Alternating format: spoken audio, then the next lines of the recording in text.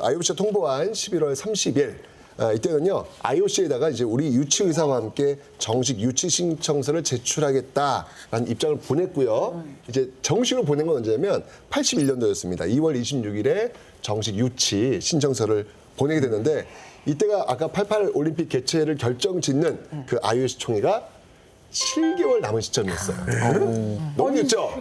지금 뭐 나고야나 뭐 다른 이야기를 들어보면 몇 년씩 준비를 한다고 하는데 7개월 남은 시점에 네, 이제 정식으로 낸 거예요. 예, 결국 이 무모한 도전을 실행에 옮기기 위해서 1981년 4월 16일 IOC 총회가 정확히 167일이 남은 요 시점에 남도구 국무총리의 주재로 올림픽 유치 대책 협의회라고 하는 회의가 열려요. 여기에 이제 누가 참여하냐면은 안기 부장, 외무부 장관, 그다음에 경제기획원 장관, 그리고 서울시장, 그리고 IOC 위원. 제일 이런 중요한 사람 다 아주 모였네. 가장 이제 중요한 그렇네요. 8명이 모여서 이제 이 올림픽 유치 활동에 대한 첫 회의를 열게 되는 겁니다. 당초부터 투표를 하면 질 것으로 알면서 올림픽 유치를 신청했습니까?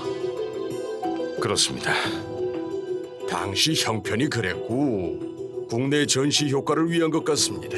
대통령 가깝게 누가 되지 않는다면 명분을 찾아 사퇴하는 방법이 있으면 좋겠습니다. 서울이 일본의 지방 도시인 나고야와의 투표에서 졌다고 했을 때 국민 사계에 미치는 영향을 고려해야 합니다. 명예로운 후퇴 방법이 있겠습니까? 야 우리 어떻게 하면 조퇴 가능할까? 꾀병 부리는 느낌인데요 지금? 출구 전략을 찾고 있는 거죠. 근데 서울시 입장, 뭐 대한체육회 입장, 국무총리 입장에서 뭐냐면 우리 때문에 못한다라는 얘기를 하면 우리가 뒤집었으니까 맞아요. 우리 모두가 뒤집어지지 않는 방법을 지금 찾아야 되는 거잖아요. 이거 약간 진짜 저기 옛날에 그 김원효 씨 나오는 비상대책위원회 그러니까. 지금부터 비상대책회의를 시작하겠습니다. 야, 안 돼! 현찰 10억을 달라고 합니다. 10억? 안 돼! 안 돼. 이제 이 회의록을 보면은 가장 큰 문제는 역시 경비 문제였어요. 당시 이 회의록에 따르면은 대회의 개최 경비가 애초에는 뭐 한 2,500억 얘기 나오다가 이때는 원래 6천억으로 그 경비가 확 또 뜁니다. 계속 그리고 이것뿐만 아니라 만약 서울시가 이 대회를 준비하기 위해서는 추가로 한 1조 정도가 필요하다. 뭐 이런 얘기가 나오는 거죠. 돈도 없는 데다가 우리가 이제 분단 때문에 공산권 국가들한테는 표를 얻기가 또 쉽지 않단 말이에요. 그러니까 이러한 이 악조건들을 생각하면은 사실은 이걸 이제 앞장서 가지고 뭐 내가 추진하겠다, 뭐 성공시키겠다 이렇게 얘기하기가 쉽지 않았던 거죠. 이게 진퇴양난이에요. 붙으면 돈이 문제고 떨어지면 명예가 안 살고. 명예가 안 살고. 그러니까 이제 이러한 상황이 결국 이제 대통령 전두환한테 보고가 됩니다. 그러니까 이제 전두환이 이제 이러한 보고를 받고 그렇게 돈이 많이 든다면 든다면 차라리 안 하는 게 좋겠다. 이제 와서 하라고 할 땐 언제고요? 다만 그만둘 때 그만두더라도 명분을 세워서 좀 일을 처리했으면 좋겠다.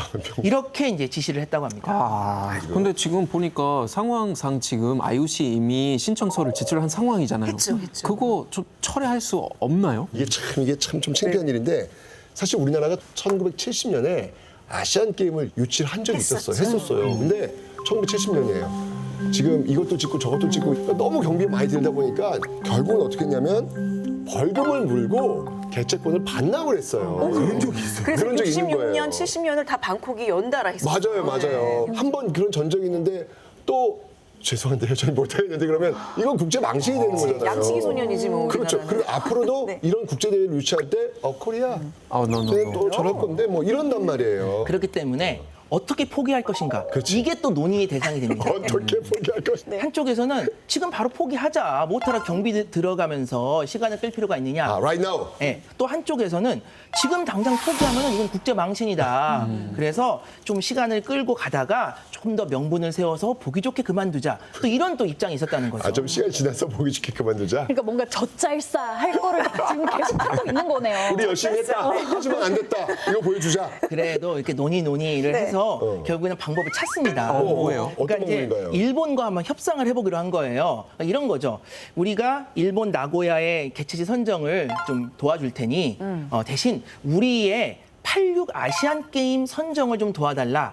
이렇게 하면 딜을 해보자라는 그런 이제 안이 나오는 거예요. 그림이 좋네. 이렇게 서로 이렇게 만나가지고 우리는 86 도와주겠습니다. 우리는 88 도와주겠습니다. 왜 조금 해보죠? 이런 식으로 그림만 나오면은 괜찮겠네요. 명예로운 퇴진 가능하겠다. 근데 문제는 일본 측의 자, 반응이었어요. 이제 일본. 예, 궁금합니다. 일본이 이제 이러한 우리의 제안을 받았을 때 왜? 이런 거죠. 아니 우리는 너희들의 도움 없이도 얼마든지 올림픽을 개최할 수 있어. 바로 정말 생각하고 끊었겠네요. 그러니까 실제로 지금. 보면은 우리는 되게 급하게 이 유치전에 뛰어들었잖아요. 근데 일본 나고야는 사실 2년 전부터 준비를 하고 있었어요. 원래 일본 좀 치밀하게 준비하는 그리고 스타일이죠. 그 당시에 가장 이제 유력한 이제 개최 후보였다는 거죠. 그러게 그때 우리가 봤지. 그렇지. 그 안 받은 그날.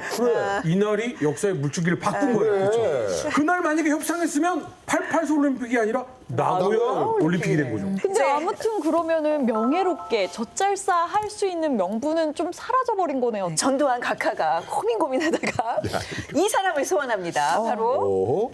이분. 정주영 회장이 나왔어요. 네. 아니 무슨 뭐 저기 뭐냐 알라딘 램프의 진이야? 항상 대통령들에서 뭐 문제 있으면 불러. 박정희 때 저희가 얘기 많이 들었잖아요. 임자 고속도로 좀, 임자 조선소점, 임자 자동차점 이래가지고 그러다가 이제 전두환이 손을 내민 거잖아요. 이게 당시 이제 정주영 회장이 그 전경련 전국경제인연합회 거기 회장을 담당하고 있었거든요. 그래서 그러니까 1981년 5월달에 전두환이 이제 이제 부탁을 한 거예요. 이게 뭘 시켰냐면은 올림픽 민간 추진위원장을 맡기거든요.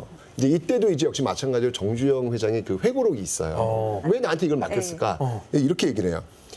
나고야와의 표대결에서 정부가 당할 망신을 민간인이 대신 당하게 하자는 발상으로 민간 경제인이 유치 추진 위원장을 맡도록 한 거다.